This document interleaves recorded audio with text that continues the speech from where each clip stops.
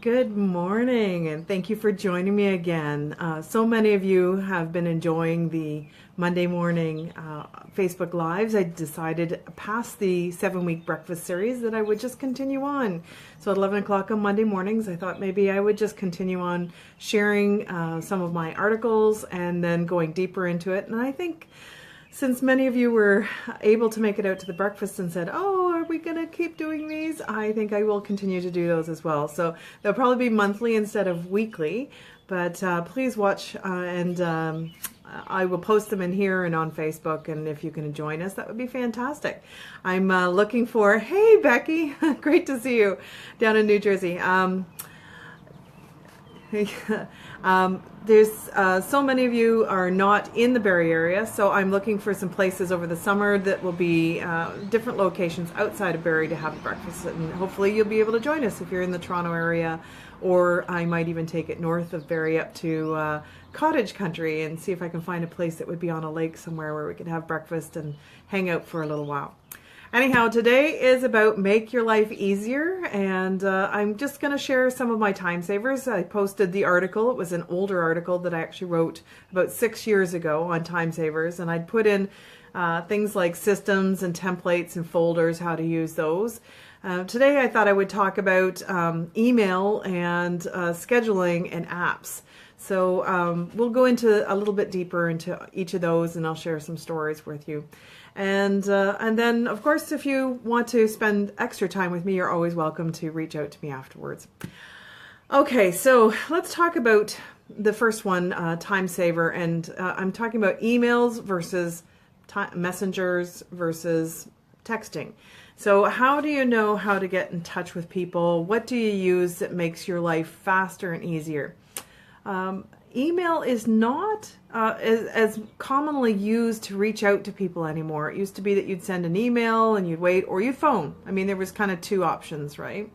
And now people aren't using email as often to reach out to someone, and phoning doesn't seem to be quite as popular as it used to. And I can tell you, if you really want to get a hold of someone and they are already connected to you, then phoning is a great way to have a longer conversation. Texting is not the way that you want to have a long conversation. It's hard to get a lot of information into a text, and of course email is fairly impersonal and it can be misinterpreted. Messenger is, if you have the app on your phone for Facebook Messenger or other kinds of messengers, you can actually get the information from someone immediately. So my tool or my tip is that you need to know how to contact the specific person the way that they like to be contacted. And I can tell you, years ago when there was phones and emails, the only way that I liked to be contacted was via email. And it was funny, as a client of other people, how many of them would try to text me, and I didn't answer texts, and I told people, I don't answer texts, I don't do this, I don't do that. If you want to contact me, then send me an email. And at the time, I checked my emails several times a day. But now, as a time-saving measure, I only check my email a couple times a day. So when I want to be reached by other people, I have to be available in different ways.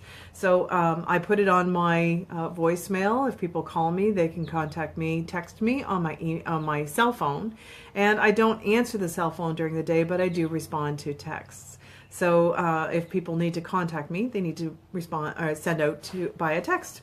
So know how to contact the people that you need to contact. And of course, if they are complete strangers, that may be a big guess on your time.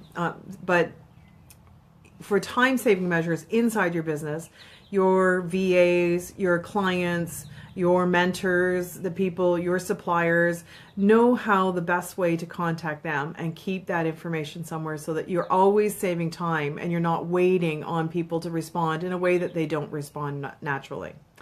Okay, so the second one was scheduling.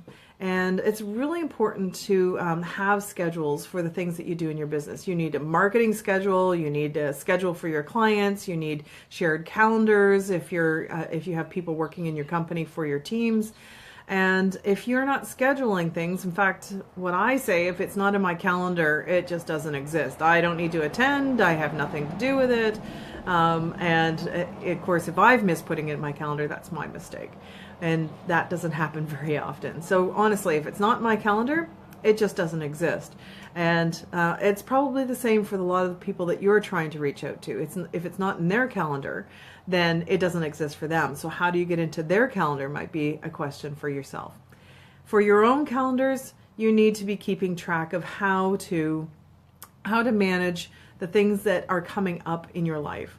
And so a couple of things that I can recommend to you is that you may want to find a way to allow your clients or people who want to contact you by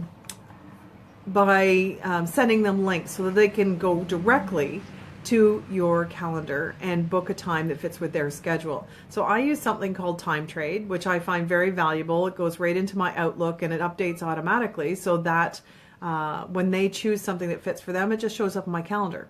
And because it's there, I show up. So things that I've heard other people use that they really like, of course, Google has excellent calendars and they're easy to share with your team. Calendly, so it's Calendly, so like calendar with an LY instead of an AR. Those is a newer app that I've heard a lot of people really enjoy using. So there's a couple of different apps that you might try to be able to use for booking so people can book on to you. Use a CRM.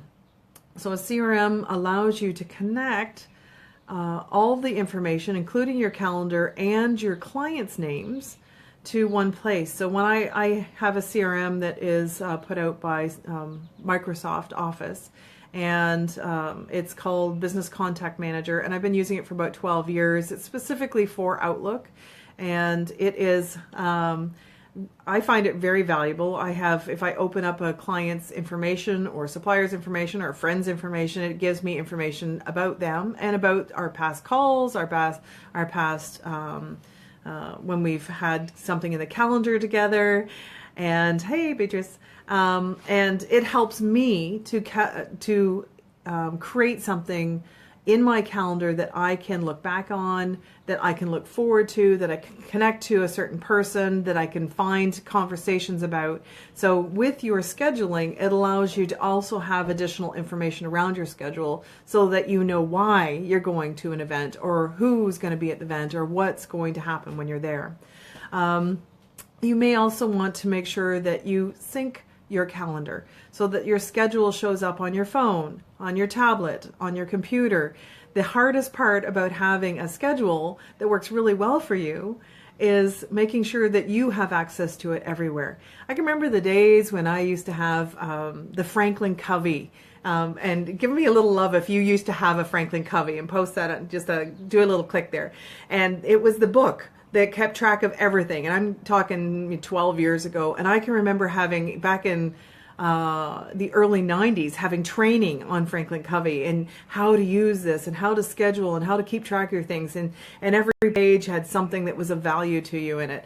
And at some point, I had to go from the hardcover book to the something electronic, and I held the two of them for a year and going back and forth. Well, you can't sync a hardcover book and a calendar that's on your computer very easily. So that means that you have to be able to do it. You had to do it manually. It was horrific for an entire year trying to keep track, and I was missing appointments.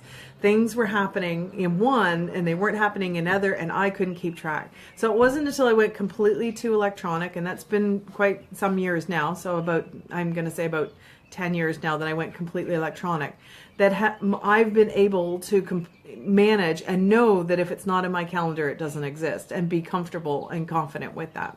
So make sure that you have everything that you're using synced. And if you're still using something manual and you're expecting it to be on your computer, you have to have some system in place to make sure that you're syncing those two as well. And so the third time saver that I want to share with you were apps.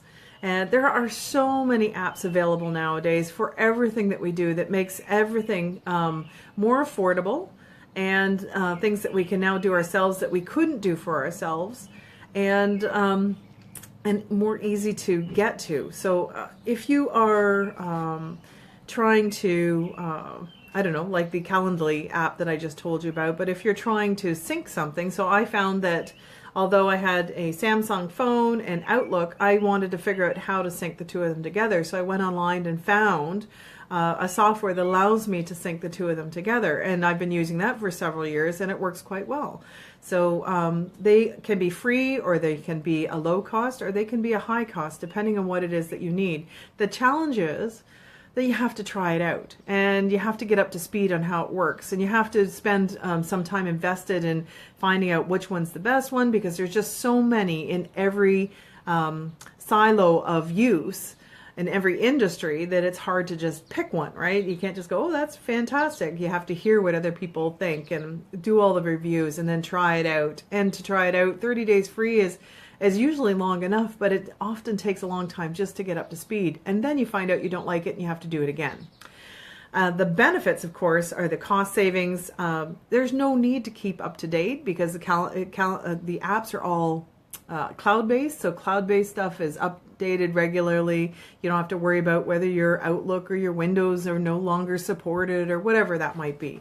So those three things then are my insight into some of my favorite ways to save time in my business and help me be more productive and help me be more valuable to my clients and my customers. All right, I hope you have a fantastic week. I'll see you next Monday. And again, if you need me for anything to help you with your business growth and get your strategies for your growth targets, hitting your growth targets year after year, just contact me on Facebook. Have a great day. Take care. Bye, everyone.